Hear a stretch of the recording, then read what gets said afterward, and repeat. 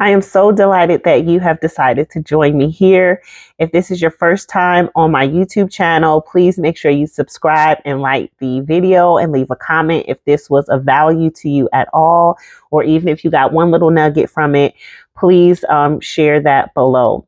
So let's get into what you are here for, the 5 keys to unlocking the door to thriving, to share a little bit about my own thriving journey. I got fired from every single job that I've ever had. And it wasn't because I wasn't good at it. I actually was great. But the universe continued to push me towards that thing that was calling me, which was coaching, of course. And I've been a certified coach for over 16 years. When I got certified, I was only 31. And at that time, I was really young and coaching wasn't really, big yet. It was really reserved for people who were older. So I went and I always wanted to work in women empowerment. So I began to work as a domestic violence and sexual assault advocate. And I absolutely fell in love with learning more about domestic violence, its effects of women, when and for women are affected. I would do rape kits and help those who were sexually assaulted. And so at that time, though, every job that I had, even before that, I got fired. But I would always grow in those jobs. I would always excel. I always became, I started off further than I started. Rather, it was the years I worked in retail and became a regional manager. And even at the organization, I always thrived, but I always got fired, for technicality reasons. But I always knew that there was a way for me to go into my calling. But the thing is, I loved my jobs. I loved working there. I thrived. I knew what I was doing. I was confident. I grew. I was just the most ideal employee as far as, really taking initiative and ambition. And when it came to my work as a domestic violence and sexual assault advocate and later a life coach for a lot of these women, I really loved it. I loved the job. I could have spent my whole life just in that career, but I knew I wanted to build a practice. I knew I wanted to incorporate more of my spiritual beliefs into my practice. And I knew it was just time to go into that thing that my soul was calling me to do. So rather you have been thrust and pushed and forced or fired like me into, that bigger thing that's calling you, let's get into it. I have taken notes. I have jotted down what really it took for me to thrive and what these keys were. And so I hope they are of benefit to you. So we'll get into the first one. I wrote it down because I don't want to be long-winded. The first one is the skeleton key. This is the radical self-honesty. It opens every locked room of truth. So before you thrive, you have to be honest about what no longer is working. Even if it still looks good on the outside, radical self-honesty is the key that unlocks all the doors you've avoided opening. It is time to get real about what's aligned and what's just familiar. So the radical self-honesty is so critical of being that first key, because the moment that I was honest with myself to say, though this is rewarding work, though I am so fulfilled and I know I'm helping so many women, something else is calling me and it's not this. Radical self-honesty. I knew I wanted to do something bigger. I knew something that I needed to be braver for. And I really wanted to create this type of practice, this coaching circle, this ashram, this world. Like, I already knew the world existed.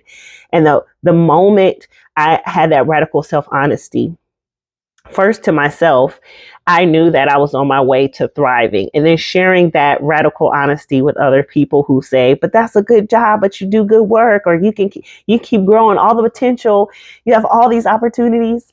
I just knew I had to be honest. So that is the first key, because you're not going to get far without the first key.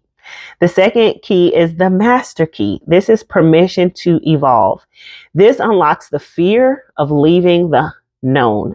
So giving yourself permission to evolve is essential. So many stay stuck in good because they're afraid to want more. Thriving means allowing yourself to change, even if it means outgrowing what once fit. Now, there's somebody out here in a relationship. I don't know who it is. Might be you. In a relationship that is just good enough. He's a good person. She's a good person. They good. They just not good for you. but you don't know how to really share that because you think, well, they're this and they're that and that, right? And he already knows me and it's so comfortable. But I don't think we rise in love to be comfortable or to just play it safe.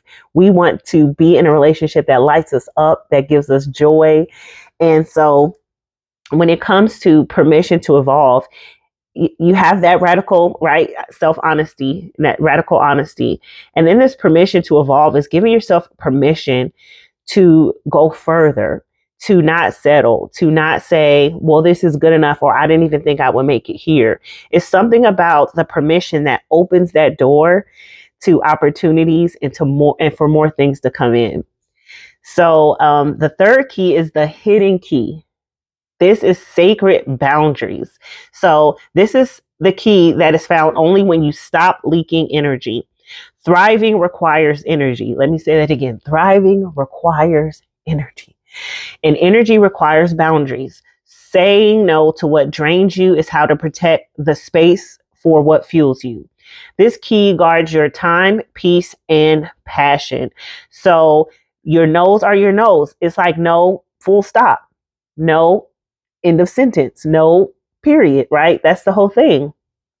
And saying no to things that drain you, and really setting boundaries within yourself, with other people, so that your yeses are yeses and your nos are nos. If you have a problem with this, I also have a course called the power of the spirit of yes and no, to help you to learn through your making your yeses and your nos your hell nos, no and hell no. And I could definitely give you more information if that's something that pleases you too. But this hidden key, this sacred boundaries of honoring what your soul is calling you to do, honoring what really lights you up and that doesn't burn you out, that thing right there is when you stop leaking energy. So the fourth key is the pivot key. Now this is aligned action. This is the key that is the door that turns potential into progress. So desire without aligned action is just dreaming. The pivot key is about taking bold, intentional steps towards what lights you up, not just movement, meaningful movement. So that is being led, that is being in flow. That is what's going into the path of least resistance. That is what really aligns with how you show up in the world, how you create, and really now saying that my beliefs need to match my behavior and making that bold step to do just that. With me personally, that pivot key was so critical for me because it required a mind shift for me, and it required me to learn more information. And there's a great book called Atomic Habits that really helped to rewire me and realign me so that now my brain intelligence, my heart intelligence, my gut intelligence, it was like the amalgamation of all these intelligence centers working together to move me towards truth, so that now it's not me doing something, it's me just being. And y'all know I'm all about that being state and not that doing state. So the fifth and final key is the legacy key, living beyond the moment.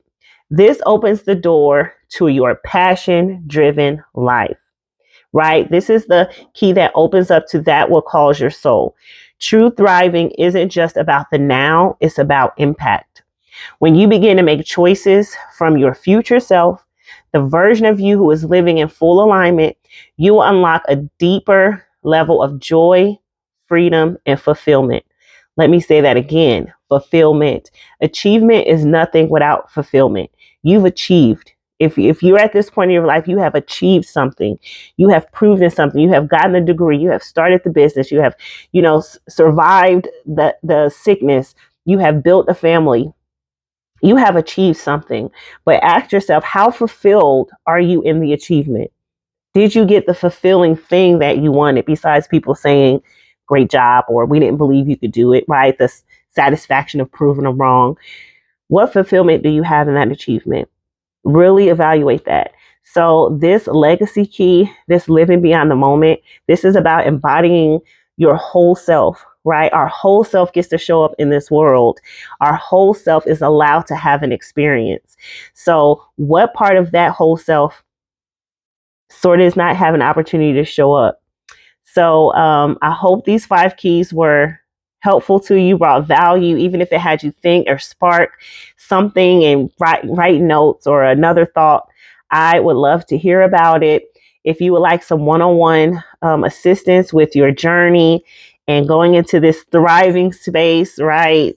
Doing that thing that's calling you, that's scary, that's completely out of your comfort zone, and you want someone there to champion your light, to help you come up with strategic plans, to help you map out and support, please let me know, because that's what my role as a coach is. It is to champion your light, and it's to have a vantage point to see how you play the game and to tell you how to play your game. So thank you for spending this time with me. Please let me know if I can help you. Until then, in light and love. Thank you.